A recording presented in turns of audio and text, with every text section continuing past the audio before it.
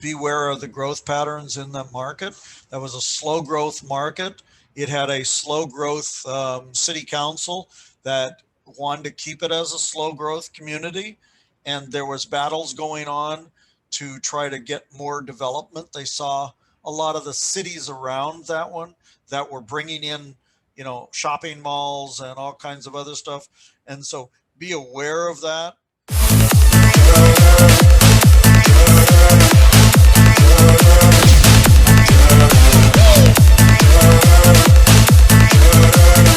Welcome everyone to the Multifamily Deal Structuring Monday, where we will discuss about the apartment deal that our guests have closed in the past. Don't forget to hit that subscribe button and the bell icon so you get notified whenever a new episode is released. Our guest for today is Jeff Greenberg. So Jeff is the CEO and managing member of Synergetic Investment Group LLC, SIG. He oversees his team that handles all aspects of projects including acquisitions, operations, value add, dispositions, and investor relations. SIG has been involved in projects worth nearly 50 million consisting of over 1,100 units. SIG currently controls properties in Texas, Georgia, Arizona, and Ohio, including over 300 student housing beds.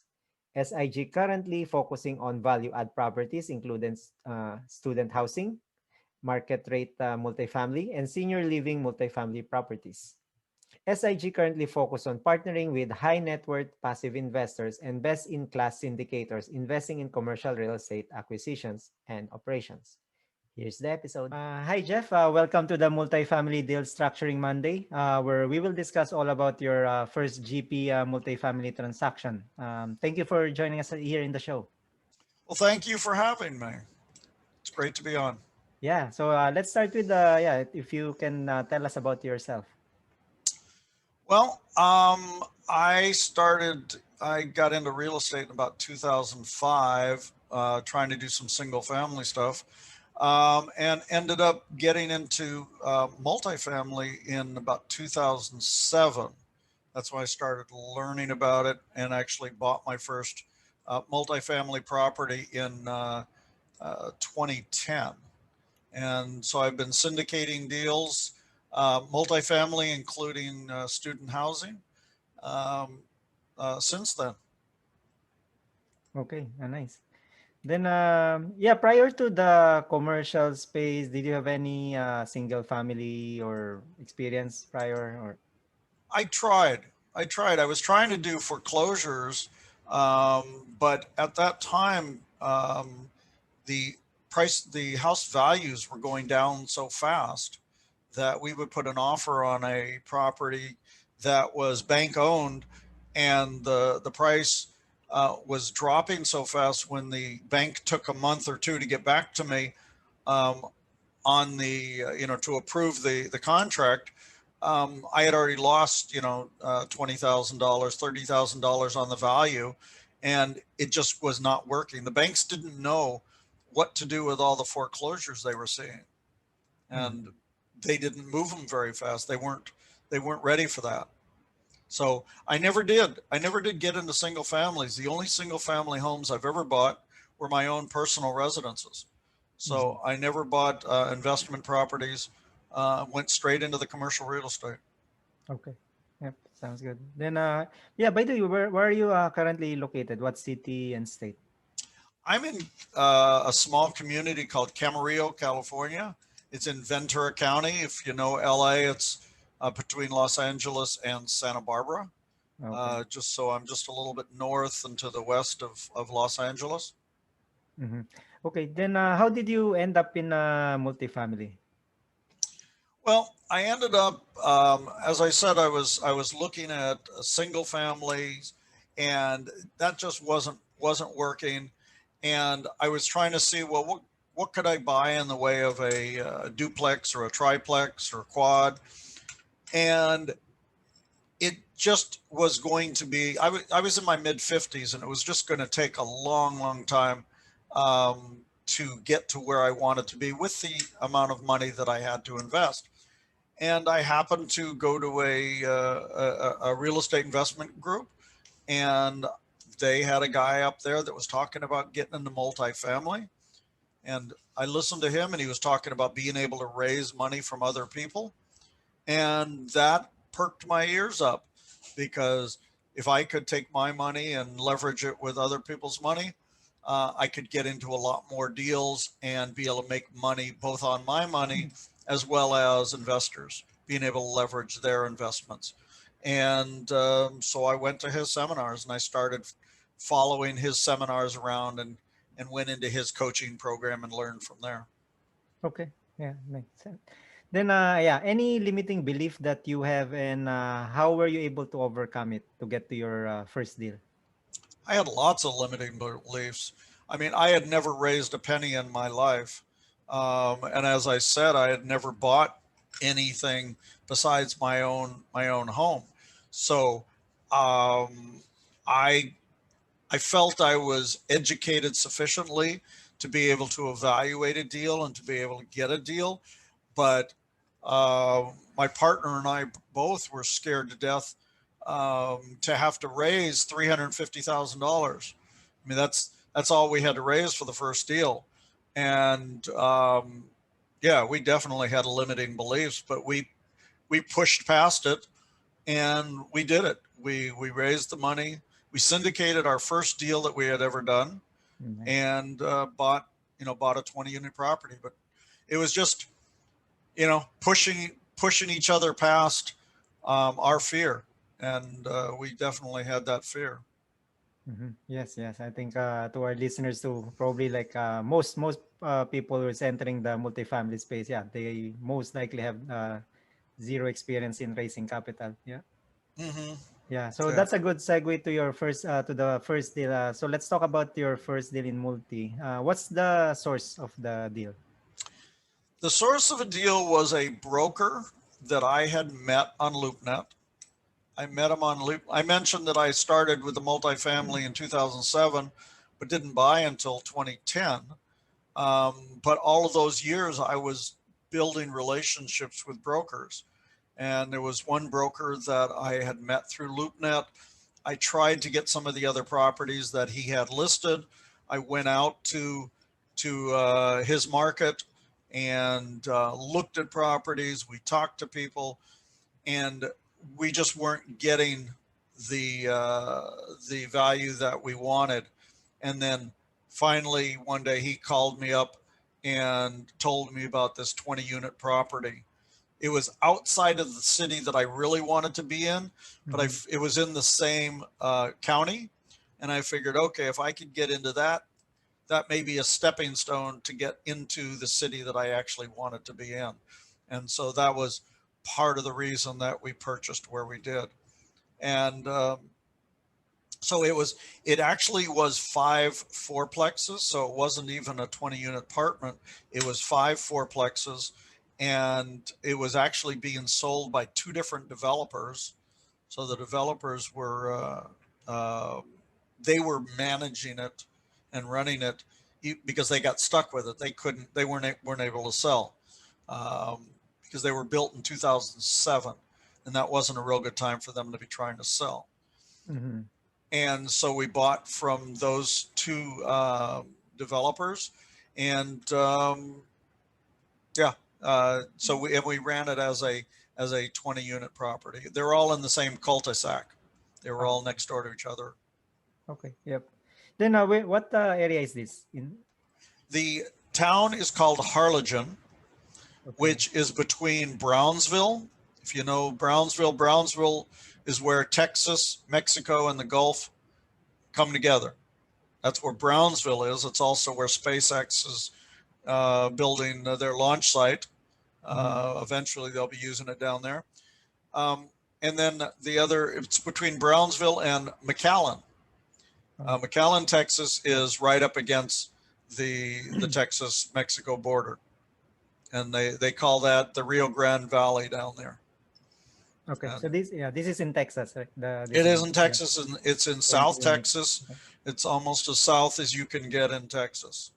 It's Oh, okay. down at the tip of Texas. Yep. Then so it's a 20 units, and what class of property is it? Is this a Well, B or this C? was pretty much a B property. It was built in 2007. We Mm-hmm. bought it in 2010, so they were only 3 years old. I wouldn't call it an A property. It wasn't a luxury, but it was new enough. And the class of people that you would get into this neighborhood and this area, I would consider it a B property. It was right down the street from a hospital, and a lot of new little medical offices were being developed down the street. So definitely it was a B property, and part of it was in a B neighborhood. There was some other areas around it that needed some gentrification, but pretty much a B area. Okay. Then I think you already mentioned about the story of the property about the two developers. Then Hmm. yeah, for the next question is for the T12 and rental when you got it from these developers, like was there anything that stands out when you were looking at the T12 or the rental? The T12s, the main thing is I mean, they were 100% occupied. Um, the, the main thing that we were looking at, because they were 100% occupied, um, the main thing we were looking at is raising rents. The other thing, they were already paying electricity. So we figured, okay, we're going to charge back for water. It was in a pretty slow growth area, except that there was a new, um, um, uh, oh man, I can't remember the name of the sporting goods, the big, huge the Bass Pro Shop. Okay. If you've ever been to a Bass Pro Shop, it's huge, huge sporting goods. Yeah. Okay, that was just being that was just been approved, and it was going to be developed near the property. And we thought, oh, okay, this is going to really help out develop the area. More restaurants, more businesses were going to come in, and it was going to move this the value of the property up. Mm-hmm. Yeah. And that didn't happen. The Bass Pro Shop did. The Bass Pro Shop was put in there, but it really didn't push the value of the area up. Yeah. Okay. And so the neighborhood growth and everything was real slow. And so that was one of the mistakes that we found. Okay. So at least but at least the rent was just kind of very like steady and not increasing much, I guess. Yeah, it was very steady. It was a great property. It's just that there wasn't a lot after we gave the investors their preferred return. There wasn't really anything left for us. Oh. So we were taking care, and we didn't put an asset management fee in there. So essentially, we got an acquisition fee in the beginning, but we didn't get anything at all during the 6 years of the hold that we took care of it. We got zero, and then we got a small profit at the end. Um, but we actually held it for 6 years because at year 5 we couldn't get the price that we wanted, and we kind of drew a line in the sand and said, we will not sell this if we don't get that price, because we want to get a little bit of a profit for our investors. And we actually put an extension on the loan to get another year, so we were able to sell it, and we finally did sell it for the price that we wanted. Yeah, yeah. And I think like you purchased it around the 2010, is it? Yeah, so Oh yeah, sold it. that's We where sold the it in 2016. okay, okay. Yeah, because I think 2010 was the where the market was going down. Not Or really in the on that area. multifamily. It was in that area. It had leveled out when Oh, they finished building in 2007 is when they couldn't get the value. So multifamily market down there was doing okay. It was turning around. It okay. was turning around down there. So, but in that particular market we were in, um, it was a small market. It was a slow growth market. There was nothing really pushing it. We pushed the rents as hard as we could, Mm-hmm. and there was a lot of resistance. So, we pushed, we did what we could, and so we needed to add at least enough value to pay for our sales expenses, plus leave enough money left over for a little bit of a profit. Mm-hmm. And that was the problem, is the sales expenses were going to practically wipe out, all of the profit that we got out of the deal. Yep. Yep. So we had to get that price. Okay. Well, I And then think we had another problem though, was that we needed to be sold as a 20 unit property. It had to be sold as a commercial property because, as I said, these were five fourplexes, and we couldn't let it be sold individually as fourplexes.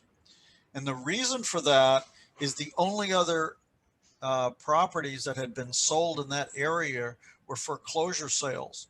And if we had to go with comps, as you do in residential, Oh yeah, yeah.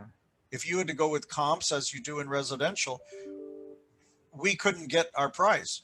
We needed it to be sold on the NOI, the value of the property. So it had to be sold as 20 units. Yep. Yep. Yeah, I Yeah, think the comps wouldn't get us anywhere near what we needed per unit. correct. Yeah, I think that's a problem in the single family space. It's like you're dependent on the comps instead Exactly. of the Exactly. So performance of the property. yeah, and there wasn't any good comps for us. Mm-hmm. Yeah. Then yeah, for this property, how much did you purchase it? That was purchased for $1,080,000, Million one eight. million eighty thousand. Okay. Then so I think you mentioned already that it's 100% occupied. Then yeah, what's the financing breakdown on this? Like how much loan I mean did you need for this? Well, we got a loan from a very small bank. In fact, it was the bank. It was the bank that held the loan before, so they called it an assumption, Oh, okay. but it wasn't, because the terms that we had were totally different than the terms that they had. Original. But being a small bank, we went in and met with the loan officer, and he liked us, and he liked what we wanted to do, and he wanted more than anything else to get them out of there, Mm-hmm. because they were lousy managers, the two developers, Oh, and so they were doing anything they could to get us better terms, and so they got us pretty decent terms. Um, Back then, I'm trying to remember. I think we were at like a 5% interest rate. I mean, the loan, it had, like an 8% development loan on it. And I think we got down to 5% for a 5-year loan, which at that time was a good loan. I don't remember the AM on it. Might have been a 25-year. No, I think we actually got a 30-year amortization on it. okay. And we wanted a 75% loan to value, and the regulators wanted them to reduce that. They wanted us to come in with more down, Higher. and we said no. I said it didn't work. So the bank actually went to the developers, the seller, and said, hey, I want you to carry a second for them. And they wrote up the contract, and they gave it to the seller, and the seller signed it, and he carried a second, so we didn't have to come in with any more money. And he came in with a second at the same terms that the bank was coming in at. Oh, okay. So they compensated that difference. But the thing is, that shows how much the bank Bank really wanted us in there and wanted them out by going and doing that for us. They Yeah. did all the contracts, they did everything. We never had to do anything. And Yeah. they gave it to the seller and said, here, sign this. And so they carried that. It wasn't a big loan. I mean, it was like an $18,000 loan, that we paid off, when we sold it. When you sell it, okay. Yeah. I mean, we made payments to them, and then we paid the remainder off when we sold it. But the bank initiated it.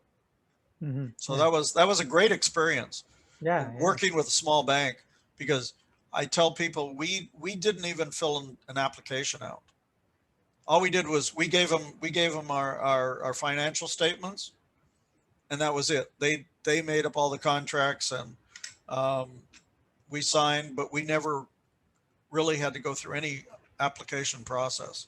It was the easiest loan you could ever get. Yeah. Yeah. I think that's the good thing with the small banks is they are really flexible compared to the Fannie Mae, because Fannie Mae and Freddie Mac, like, they follow standard and that's it. You need to abide.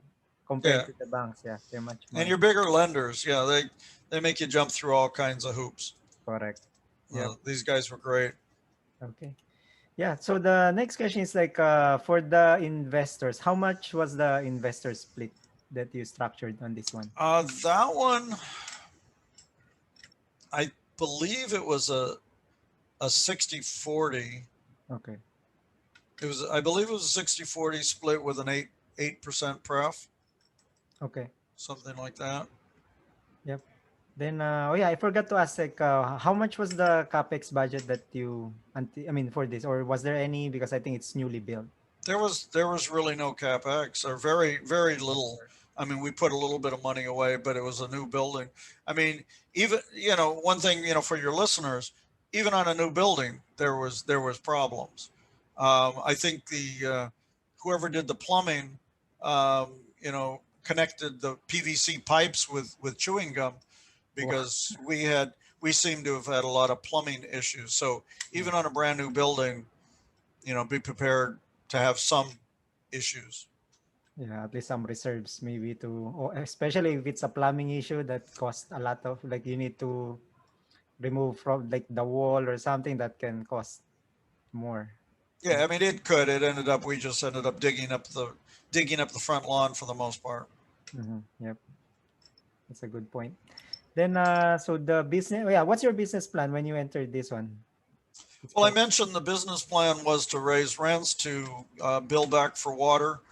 Like I said, it wasn't increasing the occupancy. We had it at 100, so that wasn't it. It was just that was mainly what it was, is just to try to increase the rents, try to get um, doctors or nurses in the units, because we were so close to the hospital, to raise the caliber of the tenants, because some of the tenants weren't as highly qualified as they could have been. And we did get traveling nurses, and we did get some interns that were doing their internship for 2 years at that hospital, and so we did get some of them living with us. So that was mainly it, to upgrade the level of our tenants. tenants based. Okay. Then yeah, what's the IRR or AR in the average cash on cash, if you remember, for this? Yeah, that one we didn't do as well as we had hoped for. I believe our investors ended up getting somewhere like a 7%, IRR, which wasn't wasn't what we had projected. I think we projected like a 16. Mm-hmm. But as I said, we weren't able to raise the rents, and there wasn't a lot more we could do. There was a lot of resistance on the build back of the water, Mm-hmm. and so here we were in a position that we couldn't raise rents, we couldn't build back on the water. You know, what was left, except for trying to keep expenses down. Yeah, yeah. Then So also that, it was a lesson. yeah, yeah. But wait, that area, yeah, that area, is that like an area that builds back or no? Not really, but a lot of they were fine with paying for their own electric, but typically no, we were bucking the currents on trying to build back the water. We got some of the units to build back on the water, but it was difficult to fill all the units with people that were billing back on water. Okay, yeah, But they yeah. were paying their electric, which is important because it gets hot out there. Correct. And it's more expensive, I think, for electric, especially all appliances. Yeah. Yeah, everything there's no gas, so it was all electric, and of course, uh, it gets 115, 116 degrees Mm-hmm. down in Texas, Okay. so it Yeah. was pretty warm. Okay. Yeah. Then let's go to the next segment where we will talk about the due diligence. What different due diligence that you have done on or your partner have done on this property? On this property, Yeah. Yeah. I mean, on this property, we walked every unit. We had an inspector go through and walk every unit, and we walked with him and took notes on what issues there were. Uh, I don't remember any. I don't remember any issues. The only issue that I think came up is when they put in the water heater, because the water heater was electric, Mm-hmm. the water heater needed to have a shut off, an electric breaker Oh yeah. Yeah. next to the water heater because he couldn't see the electric panel. So you had to either the water heater had to be within visual range of the electric panel, or there had to be a breaker um, right next to it. You understand the main reason. You don't want somebody working on something and somebody going on and flipping a switch. Yeah. Yeah. So that was about the only thing that really had to be done was before we would buy it, they had to put a breaker Yeah. right next to the electric water heaters. Yep. So you can shut it off or yeah. Yeah. Yeah, otherwise you can zap yourself and you know somebody comes by and says, "Oh, this breaker's flipped," and then flip it, not realizing there's somebody working on it. Yeah. If it's too far. Yeah. Yeah, so that part was not up to code. Other than that, I don't recall any other Mm, problems. okay. Yep. Then going now to the yeah capital raise. So I think you mentioned about the capital raise for 350, was it? 350K, Then yeah. do you recall like how many investors participated on that? We had about 12, I think. My partner, she raised about half of it. I raised the other half, and hers was all people that she had known before she got into real estate. So it was like her employers, Mm. friends, coworkers, all of that. Mine wasn't raised from any of those kind of people. Mine was raised for people that I had met since I started getting into real estate. They were either people that came to my meetups, the Mhm. different meetups I was running, or that I had met at different seminars, that I had met through some other real estate related means.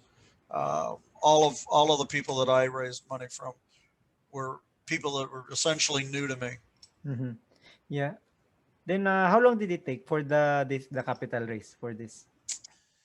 That was kind of interesting that um, we got to a point where we had um, about a third of it raised, and we were running out of time. Um, I think we had a 90 days from signing the contract to closing, and um, we didn't have it all raised. And we started thinking, what are we going to do? We don't have all the money. We're still working on it. I mean, this was, 2 or 3 months worth of effort raising the money. And at 3 o'clock one morning, I woke up and I said, wait a minute. These were all 5 separately titled properties, separate deeds, separate loans, the whole bit. So we don't have to buy them all at once. We had enough money to buy, I think we had enough money for 3 of them. Mhm. And so we called up the lender and said, hey, we're going to close on 3. And we contacted the seller and said, okay, the one developer had 1, the other one had 4. So we said, okay, we're going to do one of his, the one that had 1, and then we're going to do 2 others. And then we're going to, the other seller, we asked him if he would wait for us to get the others. So we closed on 3 of them, I believe, in August, and the other 2 in December. Okay. So it took us a while. But if it would have been a regular apartment, we would have been in trouble. Oh yeah, yeah. but we didn't have nearly the resources, that we've developed over the years. But on that first property, we definitely didn't have enough Mhm. investors. Yeah, but I think that's a good idea too. Like at least you thought of creatively how to structure it. Like, oh yeah, this is a separate deed. So what if we close some now? Then if everyone is okay, basically to close later, then anyway you have the intention to buy it. So Yeah, that's really good. Yeah. the one developer was a great guy. That was the one that was holding the second for us. Nice guy, and he wasn't in any rush. You know, I Mm-hmm. mean, he wanted to offload him, but he it didn't hurt him any to wait. So Yeah. he was real good about it. Yep. I think that's a good one gold nugget from there, like to our viewers. So think like if you have this similar portfolio, right? Like if it's a portfolio of this quadplex, but they bundle it, then see maybe, I guess as upfront also like how's the deed looks like on this, Hmm. then see if you can play around or yeah, that's Yeah, I mean, I could have done that on my Ohio property because I've got, my property in Ohio. It's actually 8 separate individual properties, mm-hmm. and I didn't have the problem raising the money, so that wasn't the issue. But Yep, I could have done something like that as well. yep, yep. Okay, then yeah, regarding the closing on this property, do you recall how much was the closing cost for let's just at 20 unit property? Um, our closing costs were so little because the bank didn't charge us any loan origination fees. Oh, okay. I believe we had it was like 0.75% of the loan amount, which Mhm. which typically you're going to budget probably about 3%, Yeah. and I believe it was like 0.75%. That's how much the bank wanted us to be in there.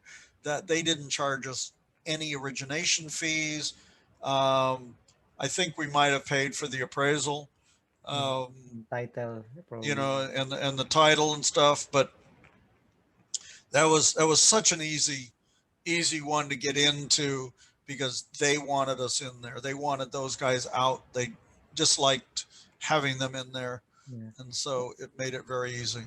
Yeah. Yeah. By the way, did they shoulder also the attorney, or you look for your own attorney as well on this? The closing was actually, well, they had their own attorney Okay. as the closing attorney, but I believe, yeah, I believe I had my own. I had my own Texas attorney. Typically, I get an attorney in the state that the property is in, Mm-hmm. and so I did have a Texas attorney, and I've been using him for quite a few years. Okay. Yep. I think that's also important. Like if you're looking to buy like in a certain state, sometimes it's also like the one that you will use I mean I mean can be like in local to that, because they will know more about the market and stuff, and they can also give you some advice as well. Exactly. And they know the local laws. Now, that was one thing that ended up costing us a lot of money because the lawyer that was doing the title for the bank was totally incompetent. And so my lawyer had to go back and forth on a lot of issues. So we ended up paying a lot of money on the legal fees. On a small property like this, I think our legal fees were maybe like $5,000, Wow. which is a lot of money for a property that small. Yeah, So that's that was the one thing that we ended up spending a lot because they had to clear up title. There was a bunch of title issues that the developer didn't resolve. There was liens on it from like the utility company. You had to get a letter from the utility company signing off because this was a new development. They had an easement that they had to sign off on, and there was a bunch of those things that they never bothered to get those sign offs. mm-hmm. So it ended up Yeah. going back and forth just to clear up that title. Yep, yep. I think yeah, that's a good point too. Like Yeah, you need to also, yeah, for our listeners, like you need to make sure like during the title that all these liens are pulled out, which is I think that's the responsibility of the title company. But you just make Hmm. sure that the title company is doing their job. Yeah, you got to have a title company in Good there. You title got to have company. your lawyer looking out for your side of it. Um, you spend the money for a lawyer, it's going to be worth it in the end. Yep, yep. Don't scheme on like a cheap kind of, yeah. Okay, then I think we reached the last portion of the show where I ask each guest these final five sizzling questions. So the first question is any lessons learned that you want to share? I know like you already shared some. Any other? Well, I mean, on on that property, certainly I learned to beware of the growth patterns in the market. That was a slow growth market. It had a slow growth city council that wanted to keep it as a slow growth community, and there was battles going on to try to get more development. They saw a lot of the cities around that one that were bringing in, shopping malls and all kinds of other stuff, and so be aware of that. We kind of knew that, but we had hoped that the Bass Pro Shop would help change things. So be aware of that as far as the slow growth, and know your plan. At the time, like I said, our business plan was to raise rents, and we should have looked around and realized that that was going to be, a hard thing to do. The other thing is it probably was too small of a property to really syndicate. um, Only 20 units. There was just not a lot of meat on the bone for us. I mean, it was a great learning process. Nobody lost money, everybody made some money. So I guess that's a good thing. Um, we've got some of those investors are still with me, after 12 years. Um, but that's the main thing is make sure there's enough meat on the table, that you get some money out of it as well. Um, but it was a good lesson. It was a good learning property where the only thing we did was we spent a lot of time on it, Yeah, but everybody made some money on it. yeah, yeah. I think that yeah, that's a good point. At least they got their money plus they got some profit on top instead of losing. It's better than Mm-hmm. losing. Mm-hmm. Yeah, and also yeah, that's a good point also for our viewers. Like, especially if you're looking at, let's say not a primary market, let's say a secondary or tertiary, or you don't know even if it's a secondary tertiary. You need to know the business council or around that particular area because if they are supporting like all this bump rent or they are like a business friendly city, so that's really important for you to know before jumping head on that. Yeah, you want to see how you could add value to the property, even if it's a stabilized property, which this was a stabilized property. But you need to be able to add value if you plan on selling it down the road, because otherwise, selling costs eat up your profit. You need to make enough profit out of it that everybody makes some money on these. Yep. Yeah. Going to the second question. Any recommended books For we're talking about people just getting into or multifamily. any kind of books that like for a business mindset or real estate? Any that Okay, you would. well, as far as there's a lot of ones out there for mindset, I'm sure everybody's probably read Rich Dad Poor Dad.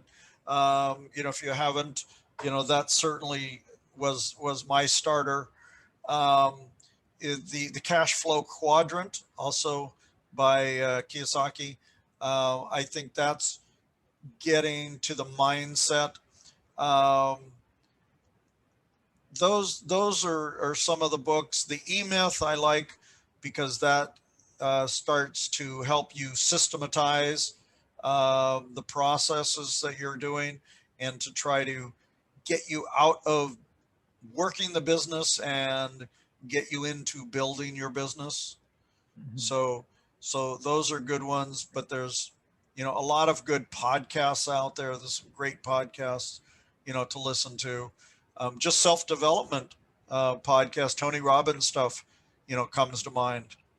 You know, that there's some great stuff out there. Just getting mentally ready to push yourself. Um, this isn't a complicated business. It's not, you don't have to be a genius to figure the business out, but you do have to have your head on straight and you have to be determined.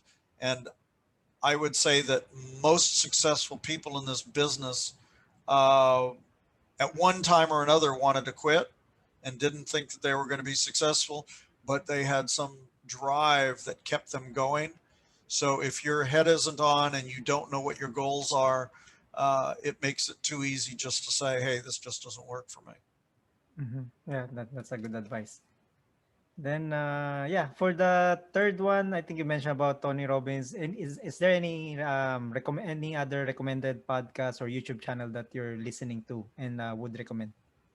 Well, I mean, I do like Rod Khleif's stuff. He talks a lot about mindset. Um, so he's got some good stuff. There's a ton of other people out there that, well, I didn't mention Brian Burke's book. He's got a good book on multifamily investing. Um, Yeah. I don't know who else. There's so many. There's really so many of them out there. Okay. There's a lot of Whitney Sewell's podcast is great. Yep. Yep. There's a lot of good podcasts out there. Okay. Yeah. Thanks. Then, yeah. So the fourth question is: this is the time to promote yourself. What's your acquisition criteria for multifamily?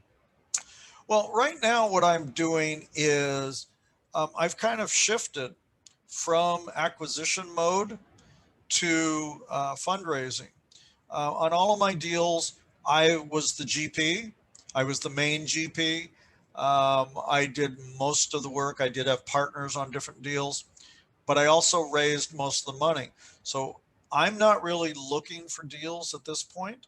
What I'm looking for is good, high quality deal sponsors, and I'm bringing investors into those deals. So I'm focusing more on the equity raise and um, bringing people into those deals and helping quality investors raise money for their deals. So I've changed my focus some. So that's pretty much where I am at this point. Okay. So I guess like if there are like a good syndicators out there or at least active operators that you need capital raising, yeah, maybe you can meet with Jeff. Then at least you can talk to each other, see if you're basically like a good match with each other. Yeah. Yep, I'm looking for good quality deal sponsors, but that's something I need to talk to them before they have a deal because Correct. I need to be involved early in the deals.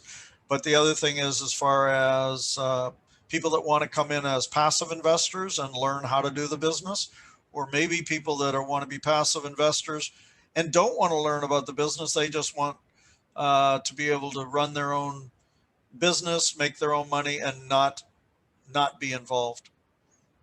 Yeah, yeah. I think yeah, if you have extra money, then Jeff is here. Like he can educate you how you can utilize your money. Yeah. And I get to use my experience in running and being in the business to evaluate deal sponsors and the deals and Mhm. help people get into good deals.